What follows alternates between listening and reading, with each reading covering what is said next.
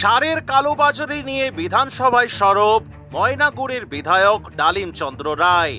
গোটা বাংলা জুড়ে বর্তমানে প্রিন্ট রেটের থেকে চড়া দামে সার বিক্রি হচ্ছে, সেই সঙ্গে কৃষকদের বাড়তি কীটনাশক নিতে বাধ্য করা হচ্ছে। প্রশাসনের নাকের ডগাতেই দিনে দুপুরে অবাধে হচ্ছে সারের কালোবাজারি। কৃষকদের ক্ষতি থেকে বাঁচাতে অবিলম্বে পুরো বিষয়টি খতিয়ে দেখে কড়া ব্যবস্থা নেওয়ার আর্জি জানিয়েছেন ময়নাগুড়ির বিধায়ক ডালিম চন্দ্র রায়। ডালিমবাবু গতকাল সারের কালোবাজারি প্রসঙ্গে মুখ খুলতে গিয়ে বিধানসভায় বলেন, সারের কালোবাজারির বিষয়টি বন্ধ করতে আমি কৃষিমন্ত্রী দুধকুমার মণ্ডলকে অনুরোধ জানিয়েছিলাম, কিন্তু কৃষিমন্ত্রী দুধকুমার মণ্ডল ব্যাপারটি নিয়ে গুরুত্ব দেননি। তাই আমি বিধানসভার অধ্যক্ষকে জানাতে বাধ্য হলাম। নমস্কার জানাই অন্নদাতা কৃষক এবং ব্যবসায়ীদের। বেঙ্গল পটেটো নিউজের পক্ষ থেকে আমি রামকমল চ্যাটার্জি আজ কথা বললাম মুর্শিদাবাদ জেলা আলু ব্যবসায়ী সমিতির সম্পাদক আশিস ঘোষের সাথে। ডাক বাংলার আজকের আলুর দাম, বন্ডের দাম, সরকারের আলু নিয়ে ভাবনার পাশাপাশি আলুর সার্বিক পরিস্থিতি নিয়ে কি বলছেন আশিস ঘোষ, এক্সক্লুসিভলি শুনে নিন। আশিসবাবু, ওই সারের কালোবাজারি নিয়ে গতকাল বিধানসভার যে অধিবেশন হচ্ছিল সেখানেতে ময়নাগুড়ির বিধায়ক ডালিম রায় সরাসরি অধ্যক্ষকে জানিয়েছেন যে এই ব্যাপারে উনি কৃষিমন্ত্রীর কাছে গেছিলেন, উনি পাত্তা দেননি। মানে সারের কালোবাজারি যাতে বন্ধ করা হয় সেজন্য সরাসরি বিধানসভাতে অধ্যক্ষকে দৃষ্টিপাত করা হয়েছে যাতে এটা নজর দেওয়া হয়। কি বলবেন আলু ব্যবসা সমিতির তরফে? দেখুন, মানে সরকার বা এমএলএরা যা আজকে ভাবে পশ্চিমবঙ্গ প্রগতিশীল আলু ব্যবসায়ী সমিতি রাজ্য কমিটি তা অনেকদিন আগেই ভেবে রাখে। যার জন্য আপনার নিশ্চয়ই মনে থাকবে বীরভূমে একটা কৃষিমন্ত্রীর সঙ্গে আমাদের সংবর্ধনা সভার মিটিং ছিল। সেখানে আমি রাজ্যগতভাবে ওনার হাতে একটা প্রতিলিপি দিয়েছিলাম কি কি করতে হবে আলুর দাম উন্নতির জন্য কি কি করা উচিত। সেখানে আমাদের একটা এজেন্ডাই ছিল যে সারের দামের জন্য সারের যে দামটা সেই দামটা কমাতে হবে এবং কালোবাজারি বন্ধ করতে হবে। কিন্তু সরকার কিভাবে ভাবছে সেটা সরকারের ব্যক্তিগত ব্যাপার, কিন্তু আমরা আগে থেকে ভেবে রেখেছি এবং গতবার এই নিয়ে আমাদের সমিতি সোচ্চারও হয়েছেন। আজকে ধরুন সারের যে কালোবাজারি, এটা তো শুধুমাত্র উত্তরবঙ্গের ময়নাগুড়ি বা সার্বিক উত্তরবঙ্গে নয়, গোটা পশ্চিমবঙ্গ জুড়েই হচ্ছে। যেটা অভিযোগ আসছে বিভিন্ন জায়গাতে যে এক তো দাম বেশি, তারপরেতে মানে ট্যাগানো হচ্ছে, মানে এই সারটা কিনলে এর সঙ্গে এটা নিতে হবে, এটা বাধ্যতামূলক করা হচ্ছে। একেই চাষিদের ফসলের দাম পাচ্ছে না, তার উপরে তো আরো এক্সট্রা বোঝা চাপানো হচ্ছে না? অবশ্যই প্রিন্ট সারের প্যাকেটের গায়ে যে প্রিন্ট আছে সেই প্রিন্টের পরে 350 থেকে 400 টাকা বেশি নেওয়া হচ্ছে। হ্যাঁ, এটা কি সরকারকে চোখে আঙুল দিয়ে দেখিয়ে দিতে হবে না সরকার নিজে থেকে দেখতে পাচ্ছে যে প্রিন্টের দাম নিচ্ছে না কেন? তাহলে প্রিন্টের দামটা কি জন্য লিখছে? আচ্ছা, আজকে আপনাদের যে ডাকবাংলা মোকামে আলুর কি কি দাম আছে? পোগরাজ বা আরো যা যা ইত্যাদি রয়েছে, জ্যোতি। দেখুন, আলুর দাম দিন দিন তলানিতেই ঠেকছে।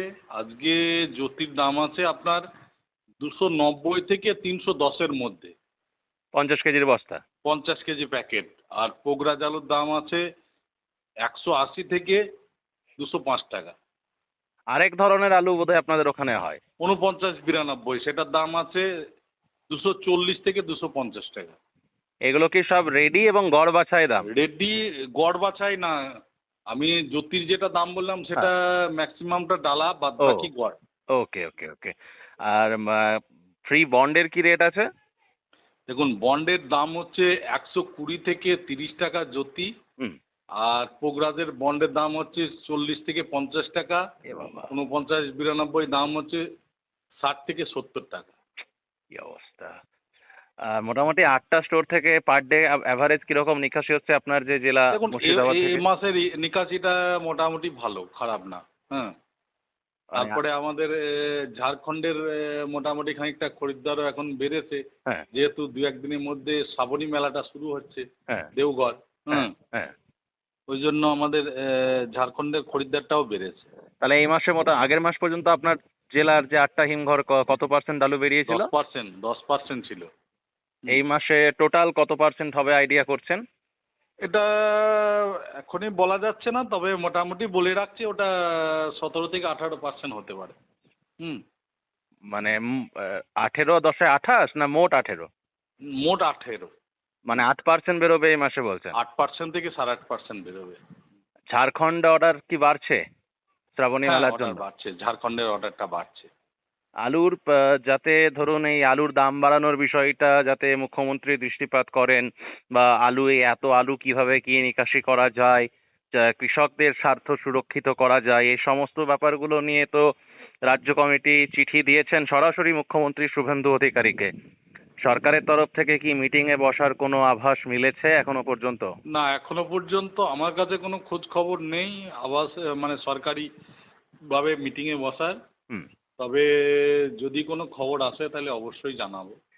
আজকে ধরুন অ্যাভারেজ মানে সারা বাংলার মানে গড় আলুর জ্যোতির যে গড় আলুর দাম অ্যাভারেজ ধরুন 550 থেকে কোথাও কোথাও হয়তো 600, বা হয়তো কোথাও কোথাও 550 নিচে, মানে কুইন্টাল, হুম। মানে 520-30 থেকে একদম 600 টাকা কুইন্টাল। হুম। অন্য অন্য বছরে ধরে নিন 24 সাল বা 25 সালেও একটা সময় ছিল যখন এই দামটা পার প্যাকেটে ছিল। অবশ্যই। আজকে যে দামটা ধরুন পার কুইন্টালে আছে, আগের বছরে বা তার আগের বছরে বিগত বছরগুলোতে এই দামটা পার মানে প্যাকেটে ছিল, মানে প্রায় ডবল দাম ছিল। এখন যেটা কুইন্টালে তার প্রায় ডবল দামে তখন কুইন্টালের দাম ছিল।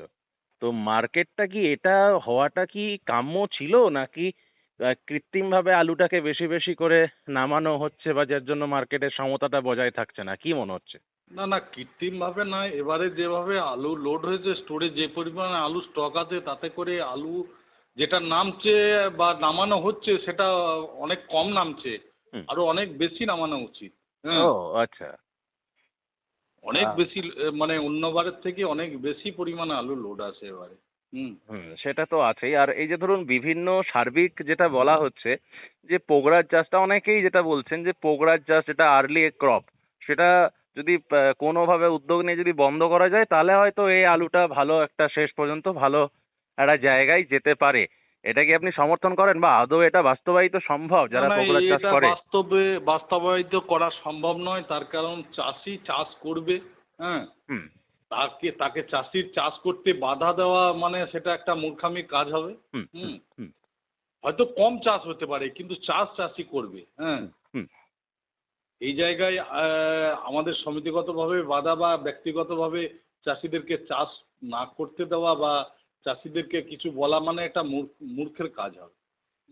আলু এটাকে আমি সমর্থন করি না। বাজারে এখন ধরুন আলুর যা পরিস্থিতি পাইকারি বাজার বা খুচরো বাজারে, এমতাবস্থায় কৃষক এবং ব্যবসায়ীদের উদ্দেশ্যে আপনার তরফ থেকে কি সাজেশন থাকবে? দেখুন, আমার তরফ থেকে ব্যবসায়ীদের কোনো সাজেশন দেওয়ার তো জায়গা নেই, বা চাষিদেরকেও কোনো সাজেশন দেওয়ার জায়গা নেই। হুম এখন কিভাবে বাঁচবে সেটা একমাত্র সরকারকে চিন্তা করতে হবে, প্রথম কথা। হুম দ্বিতীয় কথা হচ্ছে, যাদের হাতে আলু আছে তাদেরকে আমি অনুরোধ এর আগেও করেছি, এখনো করছি, হুম আপনারা যত তাড়াতাড়ি সম্ভব আলুটা বিক্রি করুন এবং হুম। নিজে আলুটা বিক্রি করে অন্য চিন্তা ভাবনা করুন। আলুতে আর হওয়ার কিছু আছে বলে আমার মনে হয় না। মানে প্রত্যেককে ধাপে ধাপে আলু বিক্রি করতে থাকতে আলু হবে। বিক্রি করার জন্য অনুরোধ করব সবকে, চাষি, ব্যবসাদার, সবকে, স্টকিস্ট যারা আছে। হুম। মুর্শিদাবাদ জেলার একদিকে আপনি আলু ব্যবসায়ী সমিতির সম্পাদক, আবার ঠিক একইভাবে আলু বীজ ব্যবসায়ী সমিতিরও আপনি সম্পাদক।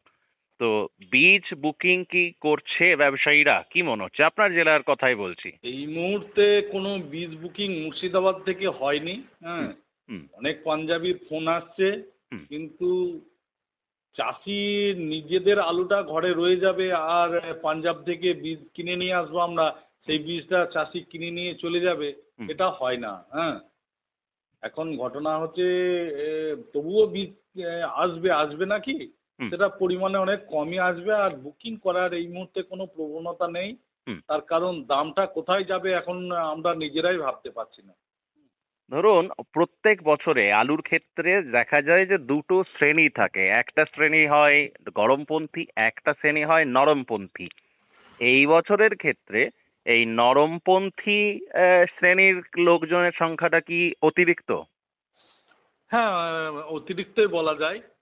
এবং গরমপন্থী যারা আছে তারা অনেকে বলছে যে 11-12 মাসে আলুর দামটা হয়তো বেশি হবে, কিন্তু আমি ব্যক্তিগতভাবে সেটা মনে করছি না। তখন আরো খারাপের দিকে যেতে পারে, আমার ব্যক্তিগত মতামত। কিন্তু এই যারা যে ধরুন, গরমপন্থী আছে তাদের হয়তো মতামত আছে 11-12 মাসে হ্যাঁ, আলুর দামটা খানিকটা বাড়তে পারে, কিন্তু আলুর দামটা একদম তলানিতে এসে যদি ধরুন আলুটা 100 টাকা প্যাকেট বিক্রি হয়, সেখান থেকে 20-30 টাকা দাম বাড়ে, তাতে আর কি হবে? আজকে কোনো কিছু হবে না। এখন ধরুন যে মার্কেটটা রয়েছে এই মার্কেটটা একটু পিক আপ পাওয়া তো দরকার বলে মনে হয়। এত তো বৃষ্টি বাদল হচ্ছে, বিভিন্ন জায়গাতে সবজি টবজি নষ্ট হচ্ছে। দেখুন, এই মুহূর্তে পিকআপের কোনো জায়গা আছে বলে আমার ব্যক্তিগতভাবে মনে হয় না। তবে আলুর কথা আলুই বলতে পারে, শেষ কথা বলা যায় না। হ্যাঁ, হুম, তো এই মুহূর্তে যা পরিস্থিতি আছে, আলুটা অনেকটাই বেশি স্টক হয়ে আছে। হ্যাঁ, এই আগামী স্টক থেকে বেরোতে একমাত্র রাস্তা সরকারি কিছু করতে পারে। হ্যাঁ, একমাত্র অন্য রাষ্ট্রে যদি পাঠানো যায় আলু, তবে হুম। খানিকটা সুরাহা হতে পারে। না, আমি তো যেমন ধরুন বিভিন্ন ক্ষেত্রেই বলছি যে সরকারের, সবাই বলছে ঠিকই যে সরকার ব্যাপারটা, সরকার প্রসঙ্গটা টানছে, কিন্তু আমার মনে হয় যে সরকারের আশাটা ছেড়ে নিজেদের নিজেদের বিচার বুদ্ধি কাজে লাগিয়ে এগিয়ে চলাটাই বেটার।